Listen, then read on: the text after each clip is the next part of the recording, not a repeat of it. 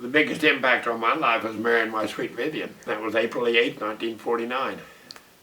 We were married for 65 years before she moved to heaven. We knew each other from clear when we were both in grade school.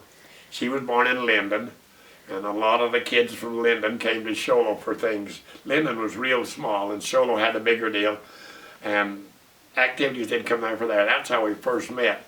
But then when we went to school, the Linden kids rode the bus to Snowflake to school. All of the little towns around went to Snowflake at that time. It was called Snowflake Union High School. So all of them, Heber, Overguard, all of them, all went.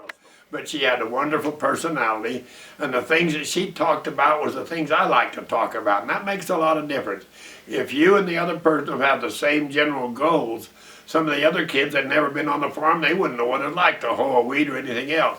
And we had ideas was both the same. So that's one of the things that I liked about Vivian. We both had the same basically background, being raised on the farm, being hard work and taking care and learning how to help others and help myself. That's one of the things. And I guess that's the biggest thing. Vivian wasn't the most beautiful girl in the world, but she was dang close to it. She's got very beautiful eyes to look into, just real pretty eyes. And she had wonderful lips to kiss. Oh man. I started racing cars in 1951. That was my very first year of driving race cars. And 51, I'd been 23 years old then at that time. There's another company going to pay all the bills. And I went back to Shoalo and I was so tickled. I told Vivian and she says, honey, you can have them dang cars, you can have me, just tell me what you want. Well, to show you how smart I was, I said, well, this is a serious decision. Give me a week to think it over. She grabbed a suitcase and threw it on the bed. And she said, if that's all I mean to you, you're good. Bye. I said, no, baby. And I didn't race any for the next long time, but I had a lot of real tough feelings in my heart because I wasn't being able to race with somebody paying all the bills. But then pretty soon I started catching on. I looked around. Donnie Davis, Art Bish, a whole lot of these guys I raced with were all killed. In the old days, when you got out of the jalopies, you got an open wheel and your head stuck up higher than anywhere. And if you tipped over, you're dead meat. So she was smart enough to see that. And then finally, when we was up in Colorado, they got racing what they call super stocks down in Aztec, New Mexico. That had a full cage and roll cage and a fire suit and everything. So we got back into racing again. But they was about 7 years I didn't touch a race car at all. I moved down here and I won my last main event at Manzanita the summer I turned 65 years old. And I quit then. I was still very competitive. But I thought, all right, I'll quit and we'll do something Vivian likes for a change. She's followed me all these years, so we'll do something she likes. I have a piece of paper that has over 500 punchlines to jokes.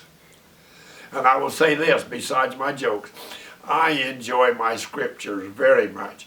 I've had several experiences of real good experiences with quoting scriptures to people that don't know anything about the Mormon church. It's always fun. I will not argue religion with somebody, but I like to discuss it and enjoy that. And so between the jokes and the scriptures, I like both of them real well. And here's the other side of it. With over 500 punchlines to jokes there. Let me just put my glasses on and pick one out right quick for you. This one says, lipstick mirror. This is a story of in high school, the girls there would go into the bathroom and they'd kiss the mirror. Have you ever done that? They'd put the lipstick on there. And it got to be quite a deal. So the janitor that was taking care of it, he talked to the school superintendent. He said, what can we do about having these girls not kiss the mirror? It's a lot of work. So they had a little old assembly there and called them together and explained that and asked them please not to do that. Well, you know, they just kept right on doing it. They kept kissing the mirror, and he'd clean it and kissing it.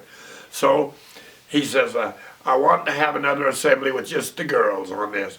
And he says, I'd like it to be in the restroom here where we can get as many of them in as we can there. So they went in there, and he says, okay now, he says, girls, this is a real hard chore. I've asked you not to kiss the mirror. I just want to show you how much work it is for me to clean that. So he just reached over and he got the same little old brush and he cleaned the inside of the toilet with it like that. Then he took that and he washed the mirror off with that same brush. You know, he never had any trouble with them kissing the mirror anymore.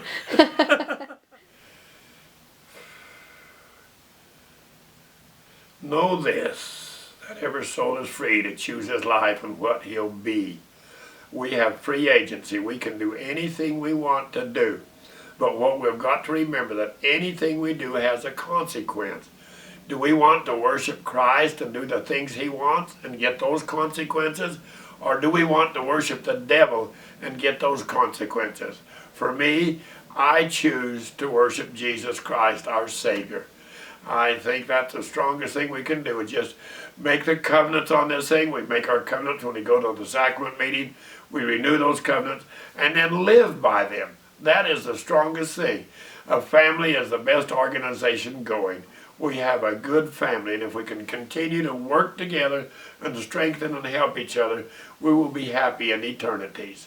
I am thankful for the family I was raised with, for my brothers and sisters. And I've already stated that I'm thankful for my parents, my great-grandparents, and my grandparents. What a blessing they are.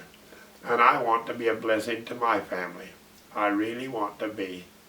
I want to be somebody that they will not be ashamed when my name is brought up, that they'll have to hang their head in shame. I want them to be happy that they are my children or grandchildren or great-grandchildren. I have two.